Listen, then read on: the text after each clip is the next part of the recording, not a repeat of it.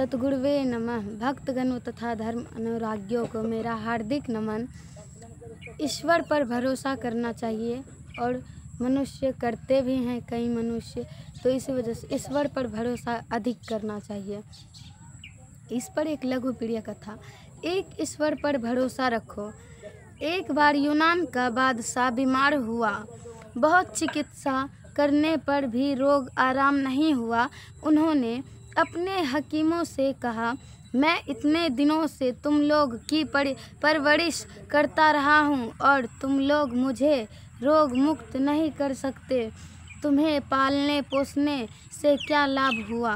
हकीमों ने कहा, जाबना, इसके लिए जो औषधि है वह मिलनी बहुत कठिन है, इसलिए हम लोग लाचार हैं। बादशाह ने कहा, बताओ क्या औषधि है? सारे संसार से छानकर लाई जाएगी। हकीमों ने उत्तर दिया, एक 11 साल के स्वस्थ अमुक गुणधारी लड़के का कलेजा निकालकर अमुक गुणधारी लड़के का कलेजा निकालकर उससे तेल बनाना पड़ेगा। उसी तेल से आपका रोग मुक्त हो सकते हैं। बादशाह ही ठहरे अपने लोगों को उस तरह का लड़का खोजने के लिए राज्य भर में भेज दिया।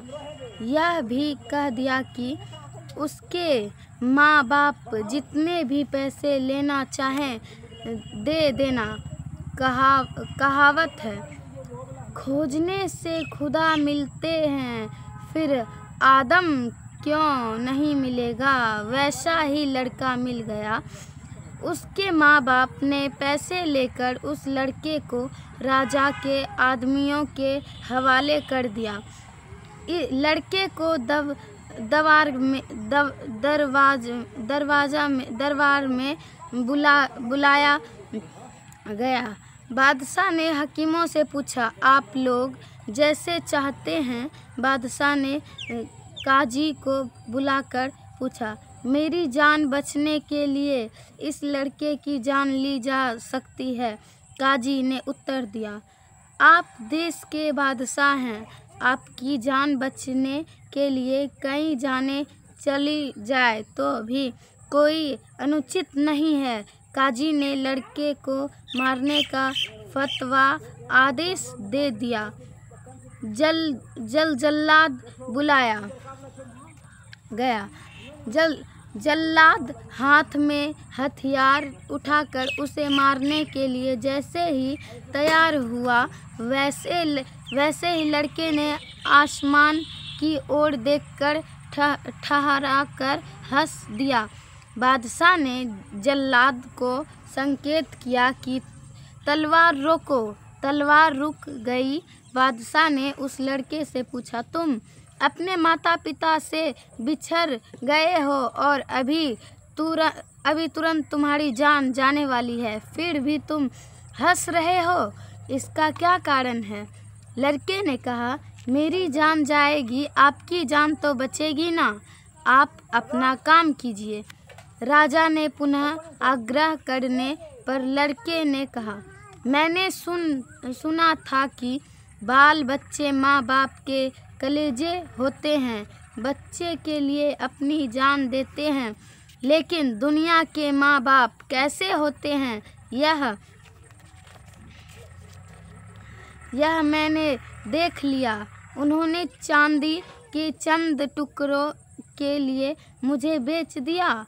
सुना था कि राजा प्रजा में माता पिता होते हैं। दुनिया के राजा को भी मैंने देख लिया जो अपनी जान बचाने के लिए एक निरीह गरीब बच्चे की जान लेने को तैयार हैं।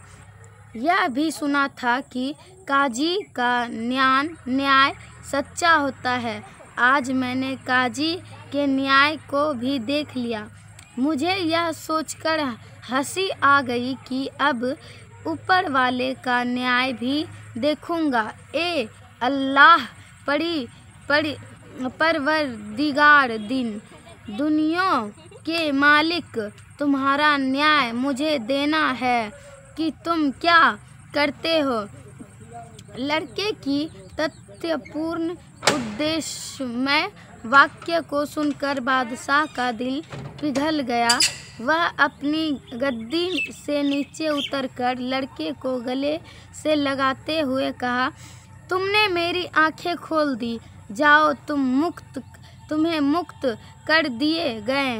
प्रभु की अनुकंपा से बादशाह की कुछ दिनों में रोग मुक्त हो गया।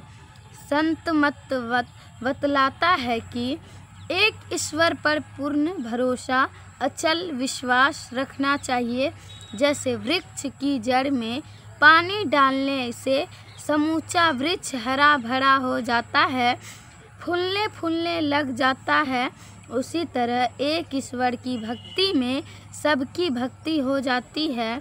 हजरत मोहम्मद साहब ने कहा, एक ईश्वर विश्वासी बनो, बहुदेव उपासी मत बनो। श्रीमद् भागवत गीता में भगवान श्री कृष्ण का वचन है कि अव्यभिचारणीय भक्ति करो। जो प्रतिव्रता नारी होते हैं वह एक पति को भजती है, उसी तरह जो सच्चे भक्त होते हैं एक ईश्वर को पकड़ रखते हैं, ईश्वर उसकी रक्षा करते हैं। दूसरा लघु प्रिय कथा। प्रभु से क्या मांगे। संत कबीर साहब कहते हैं, सोने का महल रुपये का छाया छोड़ चले नगरी के राजा। तो जिज्ञासा होती है, मांगो तो क्या मांगो। गौ तुलसीदास जी महाराज कहते हैं, ऐसी याचना करो कि याचना ही जलकर समाप्त हो जाए। किसी चीज़ की याचना की जाए, किस चीज़ की याचना की जाए। एक राजा थे, उनकी 2 रानियां थी। राजा विदेश जाने लगे तो छोटी रानी से पूछा, बतलाओ, मैं अमुक देश जा रहा हूँ, वहाँ से तुम्हारे लिए क्या क्या लाऊं। उसने एक लंबी फहरिस्त लिखवा दी कि वहाँ की ये चीज़ें प्रसिद्ध हैं, मेरे लिए लेते आना। फिर राजा ने बड़ी रानी के पास जाकर उससे पूछा, मैं अमुक देश जा रहा हूँ, बतलाओ वहाँ से तुम्हारे लिए क्या क्या ले आऊँ। बड़ी रानी ने कहा, आप सकुशल मेरे पास लौट आएं, मैं यही चाहती हूँ। राजा विदेश गए, जितने दिनों की यात्रा थी पूरी करके लौट आए। छोटी रानी ने जो चीज़ें मंगवाई थी उसके अनुकूल सारी चीज़ें ले जाकर उसे दे दिया।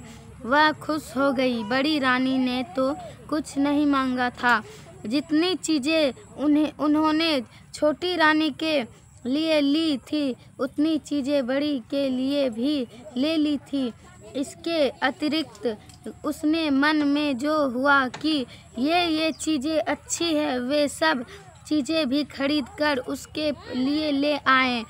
सब चीज़ें उसे देते हुए कहा, लो अब प्रसन्न हो ना।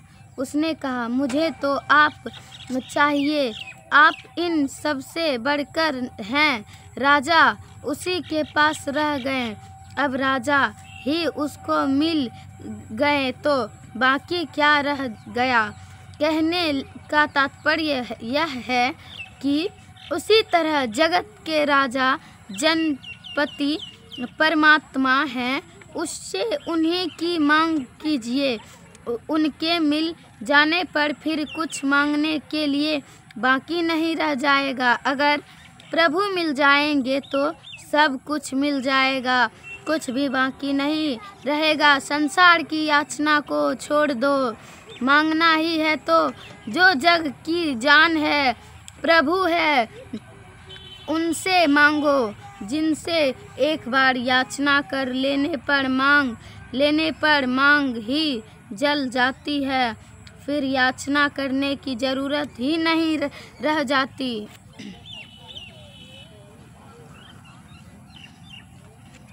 कहाँ से आई कहाँ जाना है। भगवान बुद्ध का जमाना था, वे चारिका करके भोजन करते थे।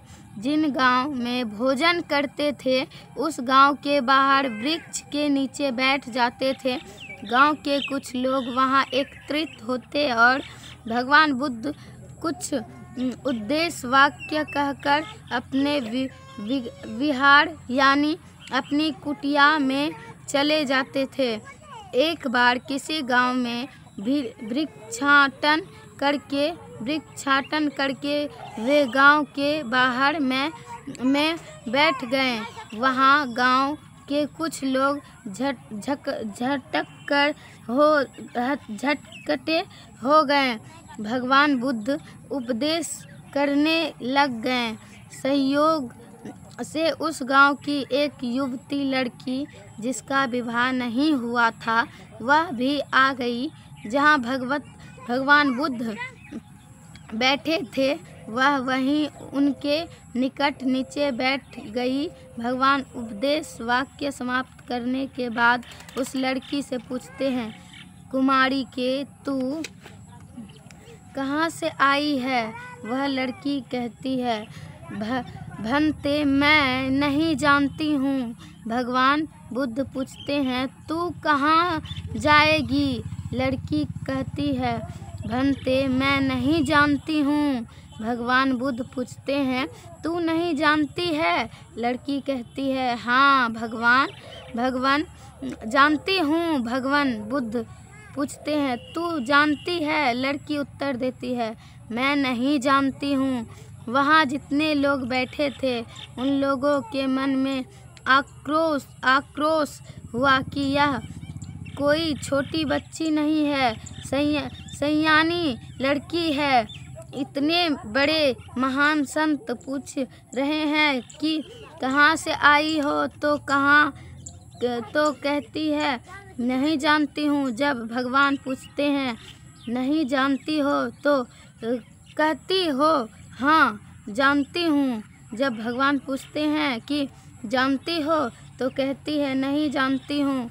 यह कैसी अशिष्ट लड़की है। सबके मन में आक्रोश को जानकर भगवान बुद्ध ने पुनः उस लड़की से पूछा, कुमारी के मैं तुमसे क्या पूछ रहा हूँ और तुम क्या उत्तर दे रही हो।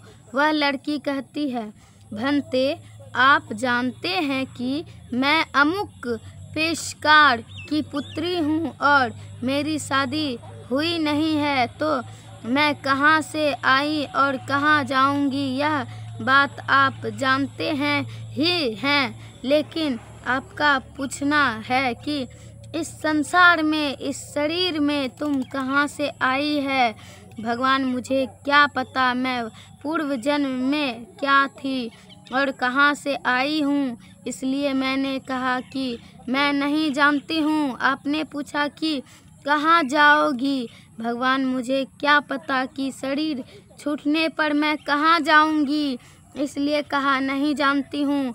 आपने पूछा नहीं जानती है तो मैंने कहा जानती हूँ, अर्थात मैं यह जानती हूँ कि इस संसार से एक दिन जाना है। अपने पुनः पूछा कि जानती है तो मैंने उत्तर दिया नहीं जानती हूँ, अर्थात कब जाऊँगी यह नहीं जानती हूँ। हम लोग को भी यह सोचना चाहिए कि हम कहाँ से आए हैं और कहाँ जाएंगे। इस देव दुर्लभ मनुष्य शरीर की उपादेयता क्या है, हम लोग जाने। अपने अंदर झांक कर देखो, जो जल समुद्र जाकर मिल जाता है उसकी संज्ञा समुद्र हो जाती है। उसी तरह जो जीव परमात्मा से जाकर मिल करके एक हो जाते हैं उसकी संज्ञा वही हो जाती है। यह परमात्मा से अभिन्न हो जाता है। ऐसे जीव मुक्त पुरुष संत कहलाते हैं। लेकिन ऐसे संतों की पहचान भी कठिन है, क्योंकि हमारे पास उस तरह का मीटर नहीं है। जिनसे हम ठीक ठीक उनकी पहचान कर सके। एक साधु बाबा थे। उन्होंने अपने शिष्य को एक छड़ी दिया और कहा कि यह लो, तुम जिसके सामने इस छड़ी को रखोगे उसके अंदर क्या दोष गुण है, इसमें देख लोगे। शिष्य ने छड़ी ले ली। उसने सोचा कि और लोगों को तो पीछे देखेंगे, पहले अपने गुरुजी को ही देखना चाहिए। उसने जब छड़ी गुरुजी के सामने कर दिया तो उसकी नज़र में गुरुजी के अंदर के गुण दोष सब कुछ आ गए। गुरुजी के अब गुणों को देखकर वह सोचने लगा कि इतने दिनों तक मैंने इनकी व्यर्थ सेवा की, क्योंकि इनमें तो दोष भरे पड़े हैं। मैं तो समझता था कि ये विकार रहित निर्दोषी है, पवित्र है। अब इनके साथ रहना ठीक नहीं। यह गुरुजी ने उस शिष्य से कहा, अच्छा, मुझे तो तुमने देख लिया, अब तुम अपनी ओर छड़ी घुमाकर देखो, तुम कैसे हो। शिष्य ने जब अपनी ओर देखा तो तंग रह गया। वह सोचने लगा, अरे, हम तो सभी दुर्गुणों से भरे पड़े हैं। इस प्रकार लोग तो दूसरे को मीटर लगाकर देखते हैं, लेकिन अपने में मीटर लगाकर देखना भूल जाते हैं। जरा झांक कर देखो अपने में क्या है।